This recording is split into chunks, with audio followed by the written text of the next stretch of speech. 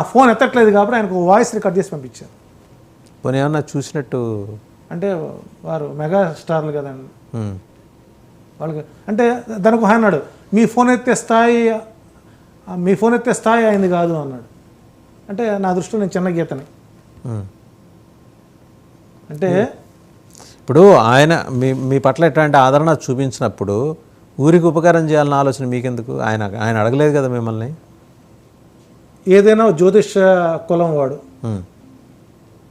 జ్యోతిష్య కులం వాడు, మీది జర్నలిజం కులం, మీది మీడియా కులం ఒకటి, అన్నీ ఏకత్రే ప్రయత్నం చేసుకోవాలిగా. ఇప్పుడు నేను బాధితుడిని, నేను ఒక ఆ మీడియాలో కూర్చున్నాను, నన్ను అడగాల్సిన క్వశ్చన్లు వేశాడు, దాని సమాధానం చెప్పాను. షంషేర్గా నేను వైసీపీకి నేను కార్యకర్తగానే పనిచేశాను.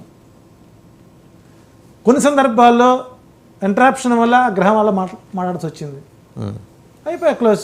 ఏ గ్రహాలు మీ చేత అవి మాట్లాడించాయండి? శనిగ్రహం అనుకోవడమే, నాకు ఏళ్ళనాడు నడుస్తుంది కాబట్టి. ఇతను పెద్దమ్మ కూర్చున్నప్పుడు అన్నీ మాయాజాలం కనపడతాయి. సో కాబట్టి ఇక్కడ పొరపాటు జరిగినప్పుడు దానికి మౌనంగా ఉండటం వలన కొంత ఉపశమనం కలుగుతుంది. లేదు నేను ఆ మౌనాన్ని నేను ఏదో చేసుకుంటాను పోతే ఇదే జాతర అవుతుంది. ఇప్పుడు ఆయన 175 కేటగిరీ, మీ 107 కేటగిరీ ఇదే కేటగిరీలోకి వెళ్ళిపోయినాయి. 100%. ఆయనకేం నడుస్తుంది వేణుస్వామి జాతకం? మీరు నాకు తెలియదండి, నాకు తెలియదు. అలా కాదండి, అంత పెద్ద సెలబ్రిటీ మీ జ్యోతిష్ శాస్త్రంలో ఆయన జాతకం. సెలబ్రిటీలకి జాతకాలు కరెక్ట్గా ఉండవు కదా. మహా సెలబ్రిటీ ఆయన, సెలబ్రిటీలకి 16 పెట్టుకుని ఇబ్బంది లేదు, మహామహోపాధ్యాయ పెట్టుకోవచ్చు, తప్పు లేదు. కానీ ఆయన డేటా బర్త్ మాకు తెలియదు కదా. సెలబ్రిటీల డేటా కరెక్ట్గా ఉంటాయి. ఎక్కడ నెట్లో ఎక్కడ దొరకలేదా ఆయనది? కొడితే నెట్లో పొలిటిషియన్స్ అందరూ ఉంటాయి, అవి నిజమో కాదు తెలియదు. కాదు, నా దగ్గర కొన్ని లక్షల మంది జాతకాలు నా దగ్గర ఉన్నాయి. ఇందిరాగాంధీ తరం మొత్తం నా దగ్గర ఉన్నాయి. భారతదేశం 1947 నుంచి వచ్చిన ఉన్నాయి. బ్రెయిల్ది ఉంది, పెద్ద తీసుకుంటాం మేము, దొరుకుతాయి. కానీ కొంతమంది దొరకవు. ఆ దొరకని వాటిని ఉంటారు మన నష్టజాతకులు అనుకోవాలి. ఇప్పుడు ఆయన ఏ కేటగిరీలోకి వస్తాడు? నష్టజాతకుల కేటగిరీలోకి వచ్చాడా? కాదండి, ఆయన ఒక రకంగా చెప్పాలంటే పరాశరుడి కంటే గొప్పవాడు అని చెప్పాలి.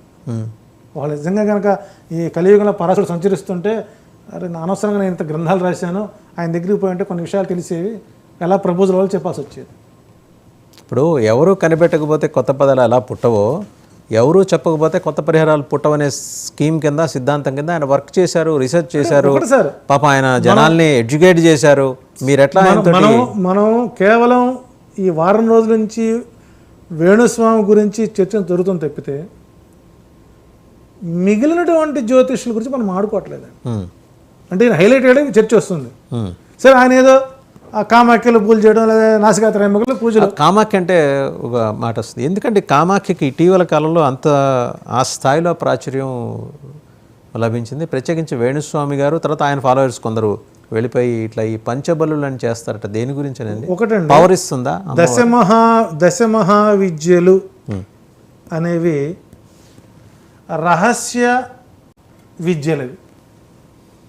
అంటే ఒరిజినల్గా దశమహావిద్యలు చేసేవాళ్ళు అన్యుల కంట పడకుండా ఏ ఇంట్లోనో ఎక్కడో మారుమూలో ఏం చేస్తున్నారో కూడా తెలియకుండా చేసుకునేవి రహస్య శ్రీ విద్యలు. ఈ రోజున కలో వెంకటనాయకస్య అంటారు. కలియుగంలో వెంకటేశ్వర స్వామికి మించినటువంటి దైవం మరొకటి లేదు. నభూతో నా భవిష్యత్ అని నేరుగా చెప్పుకుంటాం మనం.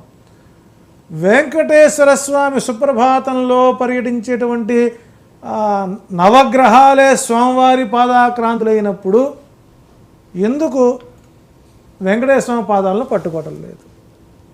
ఇప్పుడు వారాహి, కొంతకాలం రాజశ్యామల, ఇప్పుడు వారాహి, నవరాత్రులు, ఇవన్నీ ఏ ఆధ్యాత్మిక పురాణ ప్రబంధాల నుంచి బయటకు వచ్చాయండి ఇవి? మనకు తెలుసా?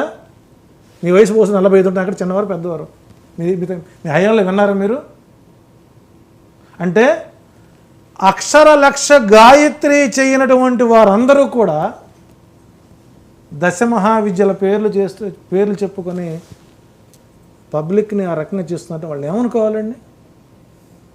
రైట్. ఎడ్యుకేట్ చేయండి. మీరు ఇప్పుడు మీలాంటి వాళ్ళు మరి మీరు అంటున్నారు కదా, మీరు పూర్తిగా సనాతన జ్యోతిష్ శాస్త్రాన్ని నమ్ముకున్నారు. ఉదాహరణకి మీరు ఎడ్యుకేట్ చేయండి. పంచమాకారాలని చెప్పి ప్రచారం చేశారు. మద్యము, మాంసము, మత్స్యము, ముద్ర, మైథునం అని. అంటే ఆ 5 భావాలు కూడా తెలియని వాడు యోని పూజలు చేస్తున్నారు. ఇది ఏ శాస్త్రంలో ఉంది అంటే ఇక్కడ మధ్యము కాదు, మధ్యమం. బహుశా మనం బరీల గ్రౌండ్స్లో ఏదైనా క్రిమినేషన్కి వెళ్తున్నప్పుడు ఈ బ్రహ్మ ఇది కపాలం పగలాలంటారు, కపాల మోక్షం. ఆ కపాల మోక్షం జరిగినప్పుడు ఆ పుర్రె పగలగానే అందులో నుంచి కొన్ని ద్రవాలు బయటకు వస్తాయి. వస్తాయి.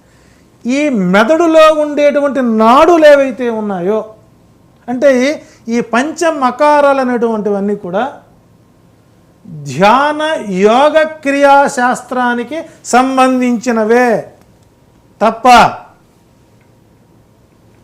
మరేది కాదు. ఉదాహరణకి లోపముద్ర పేరుంటారు మీరు, లోపాముద్ర అంటే లోపము చేత పుట్టబడినటువంటిది అర్థం. బాగా ప్రేక్షకులు తెలుసుకోండి. అజామిళోపాఖ్యానం కానీ పురంధరోపాఖ్యానం చదివినట్లయితే కొన్ని అంశాలు తెలుస్తాయి. మన అగస్త్యుని గొప్పవాళ్ళం కాదుగా. అగస్త్యుడు ముఖ కవళికలను బట్టి ఆ వ్యక్తి యొక్క హ్యూమానిటీని గుర్తుపెట్టేవాడు, ఫేస్ రీడర్. వ్యాసుడు కాశీనగరం చూస్తున్నప్పుడు ఎందుకయ్యా అలా ఉన్నావు, ఇంట్లో ఏమైనా జరిగింది. సహజంగా మనం ఒక ఫోన్ మాట్లాడుతుంటాం, ఆ ఫోన్లో మనకేదైనా ఒక నెగటివ్ వస్తే మన ముఖంలో మొత్తం కవళికలు మారిపోతాం. ఇక్కడ జరుగుతున్నది ఏంటంటే అధునాత జ్యోతిష్యులు ఎక్కడ క్యాప్చర్ చేస్తున్నారు అని అంటే, జాతకం కోసం మీరు వెళితే మీ ముఖంలో కనపడేటువంటి ఆందోళనని క్యాచ్ చేసుకొని అక్కడి నుంచి వాళ్ళ శరీరంలో మరొక కొత్త వ్యక్తి చేరి వాళ్ళతో చేయిస్తాడు.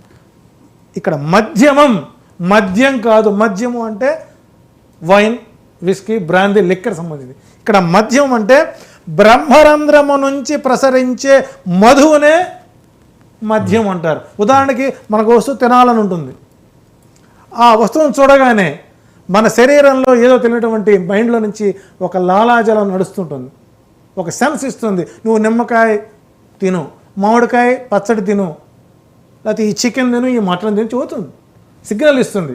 ఆ సమయంలో ద్రవించినటువంటి ఆ డ్రాప్స్ ఏవైతున్నాయో అదే మధువు లేక